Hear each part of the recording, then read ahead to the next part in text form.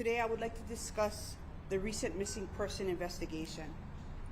Last night at approximately 11 p.m., a female reported that on the day earlier, Sunday, February 11th, at approximately 11:40 a.m., she allowed her two sons and her to go with her ex-boyfriend to Pololo.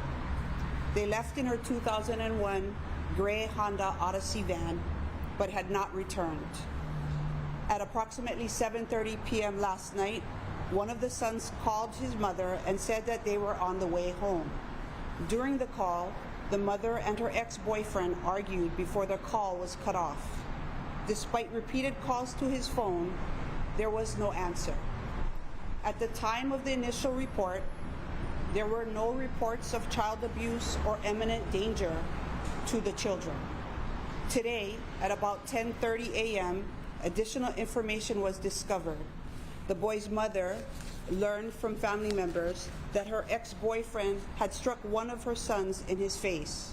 She added that he had never taken them for this long period of time without contacting her. She was very concerned and believed her sons were in danger. Based on this, we decided to activate the Miley Amber Alert. I'd like to introduce Detective Michael Garcia, who is in charge of the missing person detail. Good afternoon. Today's Miley Amber Alert activation is a result of 2 years of planning and preparation, utilizing upgraded notification procedures in line with national trends. Within 5 minutes after issuing the wheel alert, the wireless emergency alert, Shane Santos reached out to his ex-girlfriend and agreed to meet with missing persons investigators. This is the first time we've utilized the system since we implemented the upgrades. Upon receiving the notification of a missing persons, we get notified of all missing persons cases on Oahu. Prompt and immediate investigation is conducted. The facts and circumstances that were not presented during the initial investigation were discovered later, and as Lieutenant Tamis mentioned, which is the reason why the Amber Alert activation was activated. Just to remind the public of the activation criteria, okay? The child must be 17 years of age or younger. Okay? There must be sufficient information to indicate that the child has been abducted and is in immediate danger of serious bodily injury or death. Sufficient information is available about the child and the abductor and or the abductor's vehicle. Okay? After review of the facts and information, a Miley Amber Alert was authorized. The activation was authorized. Internal and external notifications were made. A flyer was created and uploaded to X, formerly known as Twitter. The wireless emergency alert, EAS emergency alert system messages were sent out and the media was notified. Some people were asking about the use of Twitter, why we use that, or it was implemented into our procedures. X, it follows, using X or Twitter follows national trends that are being used currently by other states. Twitter is the only tested social media format that allows open access to the public, meaning that a person does not have to have an account during an Amber Alert activation. Twitter is also able to accommodate the spike in users trying to open the link. Our research revealed that there was a strong possibility that HNL Info and other HPD websites would crash during a surge.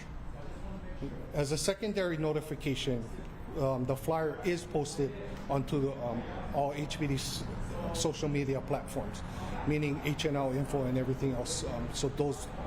But the primary will be Twitter. Why wasn't there, the initial alert went out by text, everybody got it on their phone. Correct. When it was canceled, how come that didn't go out? So that's how the system is designed. We do a cancellation on our end of the system, And basically what it does, it just stops the alert from being pushed out in case somebody turns on their phone, or they were charging their phone, or they were in a non-cell service. But the system is designed that it doesn't send a secondary alert for the cancellation. Aside from using X, can you reiterate some of the other improvements since the system was last activated? Now we've got trained in actually activating the EAS and WIA messages, for one thing. We've also brought in and utilized outside agencies, consulting with former sergeant at the California Highway Patrol who designed the Amber Alert system, or missing persons alert system, for the entire state of California. And we've also gone to training up in the mainland, Amber Alert training. Is the man arrested? I'm sorry? Is the man arrested? Man arrested? No. He's not arrested. No. So how are you treating this investigation? Right now, the investigation is ongoing. I would defer to Lieutenant Tamer for further questions. This was, there's a lot of times where there's custodial interference, where one parent or a friend of the family or whatever might take kids away. So we get that a lot with this type. So are you saying that this just escalated to a mighty Amber Alert just because of the abuse that one of the boys was supposedly suffering? Again, the questions to Lieutenant Tamis, but again, it fit the criteria, and that's what we followed. So sorry, to answer your question, yes, when we found out more information that the child was recently abused, and now, you know, he hasn't been home since Sunday, even though we got the report Monday night, yes, we felt that it met the criteria for the Miley Amber Alert. You mentioned Mr. Santos reached out to the ex and they agreed to meet. Where did they meet, or where were the police found? They were eventually found and located in the Kaligi area. The man, is he still in police custody, or what's the status of it before you go back? Right now, detectives are interviewing him. That's all part of our investigation. We are setting up to interview the children, but we wanted them to get checked out at the hospital first. So our investigation is ongoing. At this time, he is not arrested yet, but that may change, depending on how the investigation goes. So what charges could he face?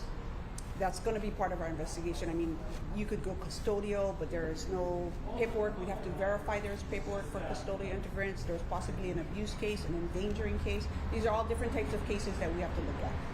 How much of a role, if any, did public tips help in bringing this to a resolution? I think at that time, I think within 5 minutes we learned, I think the public did. We had received a couple calls of previous sites of him. So that was part of it as well. So I think it was a combination of everyone's assistance. Have you been able to find out why the mom waited? It sounds like she waited a day to call police and let them know that the boyfriend went out with the kids. Around the day, yeah, a little bit longer than 24 hours. That's part of the investigation as far as why she waited. But moving forward, I do want to just take a moment to thank the Hawaii Emergency Management Agency, the State Department of Transportation, Amanda Leonard from the Hawaii National Center for Missing and Exploited Children, and all of the public for your assistance. The cooperative efforts from everyone involved has helped us in locating William and Raymond safely.